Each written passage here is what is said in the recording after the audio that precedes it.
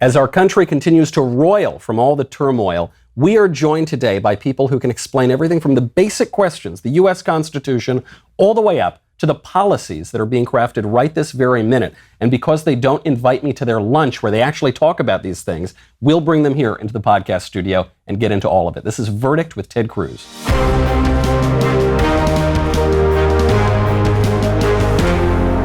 Welcome back to Verdict with Ted Cruz. I'm Michael Knowles, not just joined by our usual senator, but by a second senator as well, Senator Michael Lee. Gentlemen, I am not going to tell you how deeply offended I am that I was not invited to your Senate lunch, but because we're all here together, perhaps you can fill me in on what's been happening. First of all, we'd love to have you at our lunch. Just get elected to the Senate. We'll welcome you with open arms. Just that small issue first. Okay, all right. Well, you'd fit in well. And you're Californian. I'm sure Dianne Feinstein is looking over her shoulder and sees you approaching rapidly. I appreciate the support, Senator, and I'm sure it's just a matter of a few days. Californians have been looking and searching for years for a constitutional conservative. You fit the bill. So I understand this was a pretty rowdy, interesting lunch. Take us behind the scenes. What happened? We talked about a number of things, including the need to allow each senator to introduce amendments and have those amendments voted on. Okay. When we bring up a piece of legislation, it's never supposed to be the case that you bring a piece of legislation to the Senate floor and then that is the beginning and the end. That then would represent a simple binary choice, all in or all out, all good or all bad. The way the Senate was formed is such that every member is supposed to have access to unlimited debate and unlimited opportunities to introduce amendments. And it hasn't been working like that lately. There are a lot of reasons for that, modern historical reasons. But the fact is there's now a widespread developing and bipartisan concern that we're effectively nullifying the votes of most Americans who elected their senators. Right. Look, Washington's broken. We know Washington's broken. One of the ways it's broken is the Senate doesn't operate. So we had at lunch today, whenever the Senate's in session, all the Republican senators have lunch together. So we have lunch together on Tuesday, Wednesday, Thursday, all together. And these can be pretty raucous gatherings. Yeah. I mean, we get some vigorous, sometimes angry arguments. Today we had a big debate over amendments. The basic right, as Mike said, the most fundamental, as a senator, historically, for 2 centuries, you've had 2 powers. Unlimited debate, you can talk as long as you want, and unlimited amendment. You can offer any amendment you want. Okay. The second one has been obliterated. As a practical matter, Harry Reid, the Democratic leader, eliminated amendments, and then Mitch McConnell, the Republican leader, eliminated amendments. And what we have now instead is basically the leaders draft the bills in their office, and they drop them fully complete on everyone. Everyone has to vote yes or no or shut everything down. And it's wholly corrupt. And so at lunch today, both Mike and I argued vigorously. Look, what we said to the other senators is right now we have 2 senators and 98 people who stand around and waiting to see what those 2 senators are going to do. And that's messed up. And I think we ought to go back to unlimited amendments. That's how the Senate used to operate. You could literally pull out a piece of paper and write an amendment, hand it in. And the argument they give against it is they say, well, someone may have to vote on a difficult amendment. Oh my goodness, how terrifying. Not a senator. And so they raise it as, well, the Democrats will put some, maybe the Democrats will put funding of the National Department of Kitten Rescue. And if you vote no, apparently you want kittens to die. You hate kittens, yeah. Well, guys, man up. Yeah. You put on your big boy pants and decide how you want to vote. It's not the end of the world. If you decide, I can't stand the little furry critters, then defend that to your constituents. And if you decide I love me some kittens, okay, fine, defend that to your constituents. That's part of what's so hard about this, is that it puts you in a terrible position. You don't get to amend it. Then you have to take it or leave it in its entirety. It's a simple binary choice. I love this bill, love everything about it, or I hate this bill, hate everything about it. That's not right. That's not how the Senate was created. And what we've been doing is not only contrary to the Senate rules and history and tradition, it's also contrary to common sense. By the way, for the record and the fact check clarifiers, I love kittens. You are not going to vote? Okay, well, it's good to, I'm glad. Yesterday, I texted my daughter Caroline a cute little picture of a kitten, just just because. I am relieved to hear that. You know, this is a very interesting point, because I think when people think about what the Senate does, people always think about the issues. Okay, it's this issue and you're for it or you're against it. But what you're talking about is a matter of process. And the process here is in many ways just as important, maybe more important than the issues themselves, because the Senate is supposed to be the greatest deliberative body in the world, and yet there's very little deliberating going on.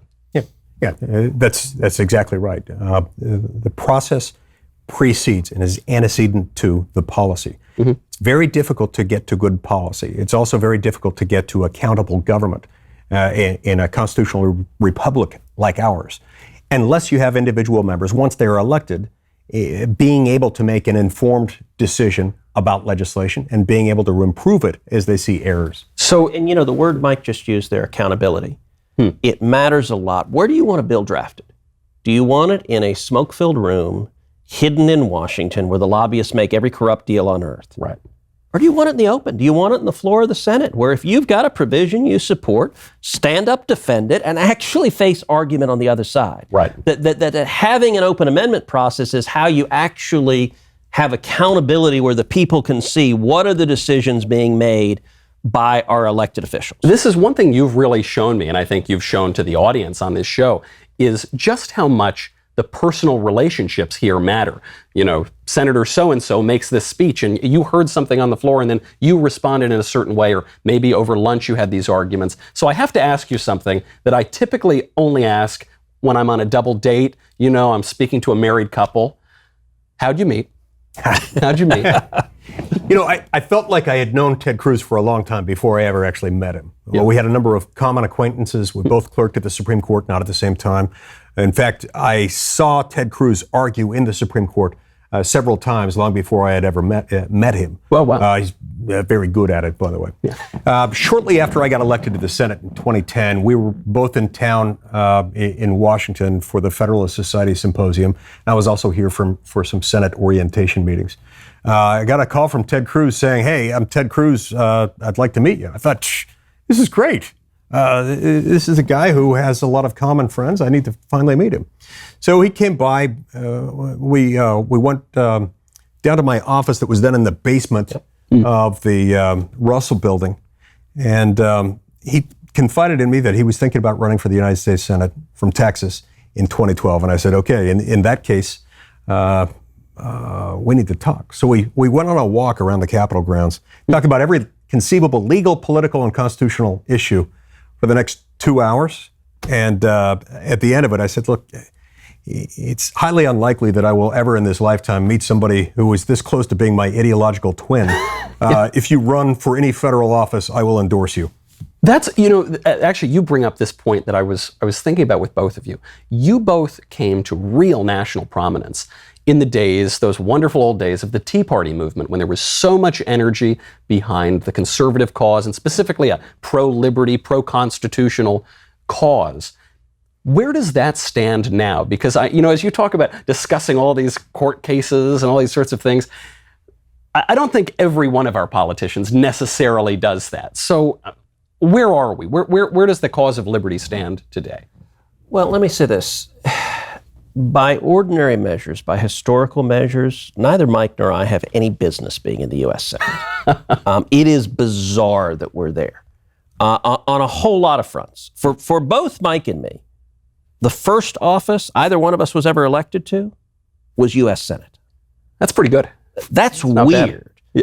Mike, when he was elected, so Mike was elected to the Senate 2 years before I was. Yeah. Mike Lee was the first U.S. Supreme Court clerk in the history of the United States of America to be elected to the Senate. He actually was elected simultaneously with the other first clerk, which is Richard Blumenthal, who had clerked for Brennan on the Supreme Court. So the two of them together became the very first clerks ever. Now you think... We know clerk and a Brennan clerk. We had to balance out each other. Now think about it for a second. That's weird, actually, that it took until 2010 for a Supreme Court clerk to get elected. That is, yeah. Part of the reason is most Supreme Court clerks are geeky, academic. They're not the robust, strapping examples of manhood. A couple of Cary Grants over here, right? Movie star quality. That's right. Yeah. So look, Mike and I are both law nerds. We met at FedSoc. FedSoc is law nerd prom. This is the Federalist Society. Yes, it is everyone together. And so we met. Mike had just been elected to the Senate. I was planning to announce my Senate campaign like a couple months later.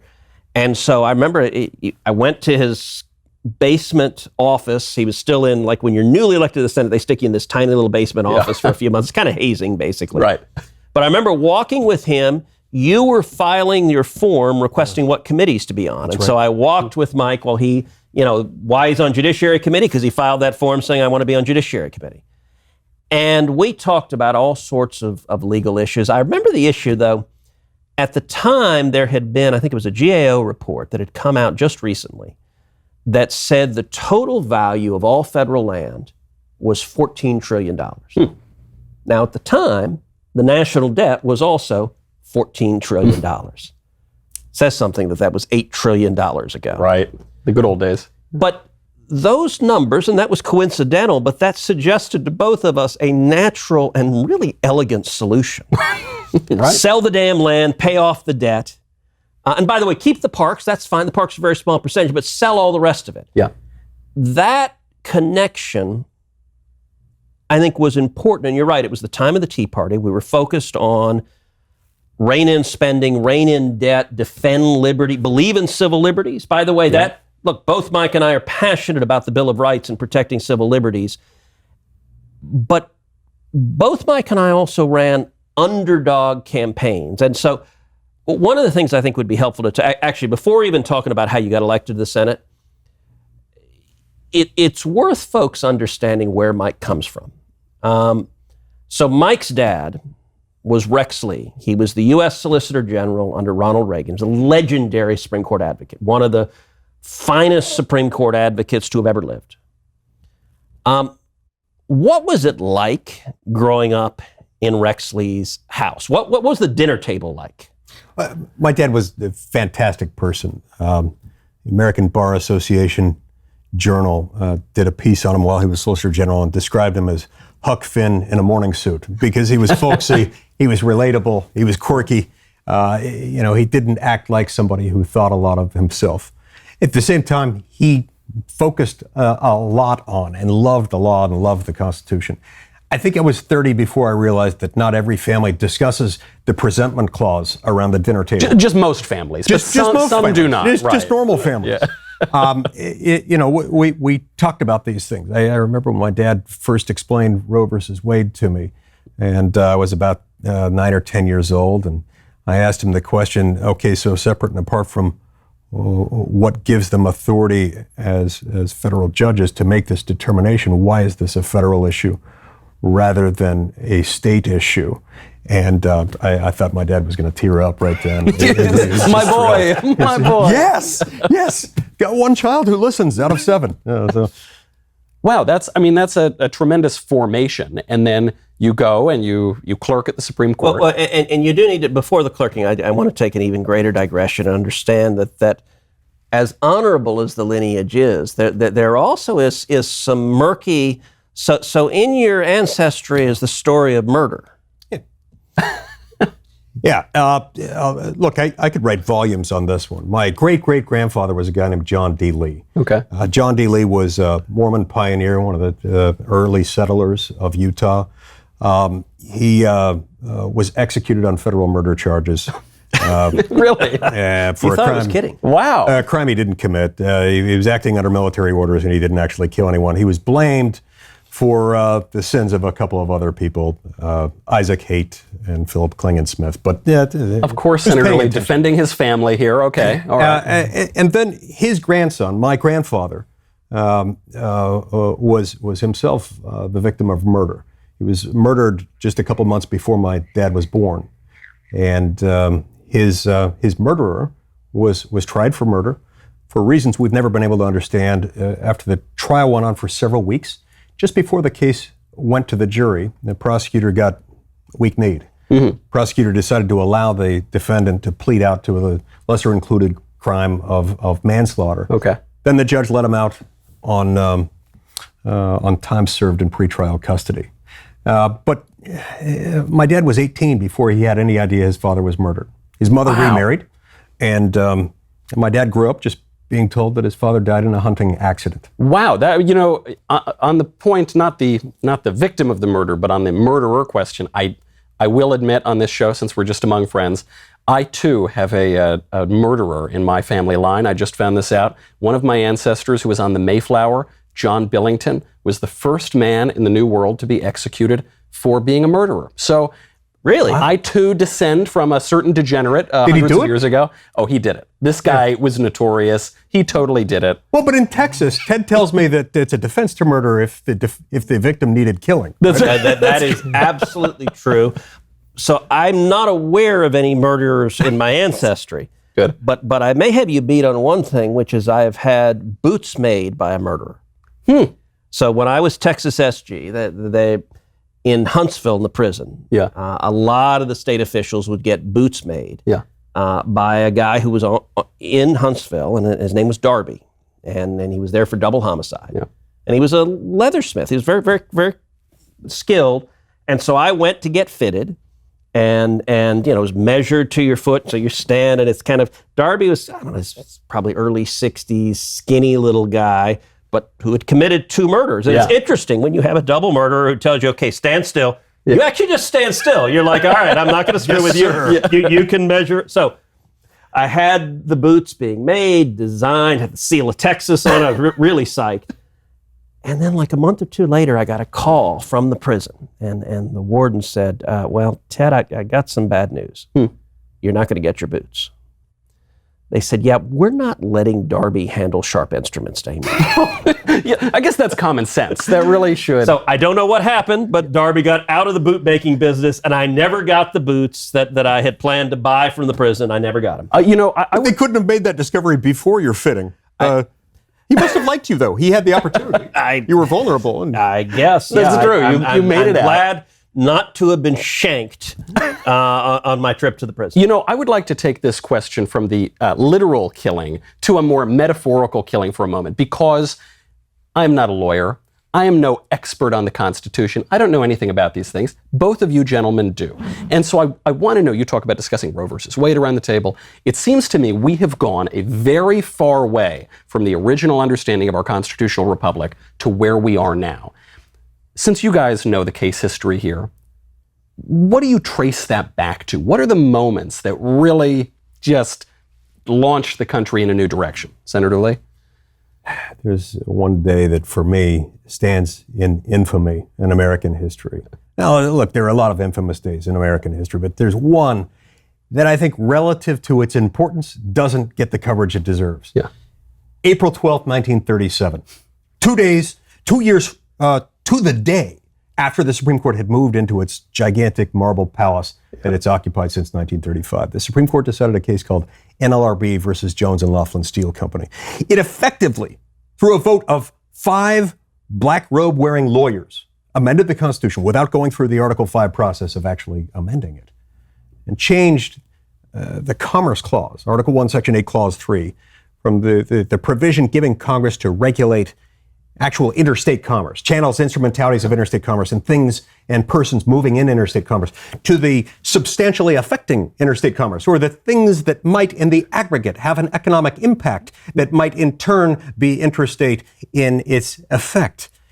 That was a dramatic transformation away from the structural protections of federalism and separation of powers. It eroded federalism by giving more power to Washington, D.C. It culminated over the next few years, inevitably, in Congress all of a sudden saying, oh my gosh, we've now got all this power over all these regulatory issues like labor, manufacturing, and agriculture and mining that, while economic in nature, take place in one state at one time. All of a sudden, they couldn't handle it, so they delegated all of it out to unelected, unaccountable bureaucrats, thus eroding separation of power. Senator Lee, I hope you forgive me for laughing during that answer, because this is why I'm glad that I asked you the question. If you had asked me to pinpoint I don't think I would have been able to pinpoint that moment, and yet what you're describing is a major change in how power moves in the country. Senator Cruz. I will say what you just saw illustrates 2 things. Number one, why both Mike's staff and my staff get scared when we get together and start geeking out on law, because we both get really, really happy. Right. But secondly, look, I wouldn't point to any one decision. There have been a lot of decisions that were problematic. Yeah. What I would point to is the rise of the activist court, which really got bad starting in the 60s and 70s. Yep. The framers referred to the courts as the least dangerous branch. Right. Because they couldn't make the law, they couldn't enforce the law. All they were charged to do, which was interpret it and apply it in cases and controversies before them. Starting really in the 60s and 70s, the left decided, you know what, it's too hard to actually go through the democratic process. It's too hard to actually convince our fellow citizens of our policy ideas. All we got to do is get 5 justices to decree what we like, and suddenly the law can be changed. And I have to admit, in the process of this, many of the worst judicial activists on the court were put there by Republicans. It's one of the great... Irony. Yeah. Most. If you look at Earl Warren and Bill Brennan, they were both put there by Dwight D. Eisenhower. Earl Warren led the Warren court. Remember, under Nixon, there was impeach Earl Warren bumper stickers. Right. William Brennan led the left on the court for 3 decades. Yeah. Now, let's start with those. But look, not only Warren and Brennan, you've got Nixon appointed Harry Blackmun. The author of Roe versus Wade was a Republican appointee. John Paul Stevens, Gerald Ford put John Paul Stevens on board. The leader of the left for decades. David Souter, Sandra Day O'Connor, all of these were Republican nominees. If you look at it, Democrats bat almost 1,000, to use a baseball analogy. Virtually every one of their nominees does exactly what Democratic politicians would want them to do in any close contested case.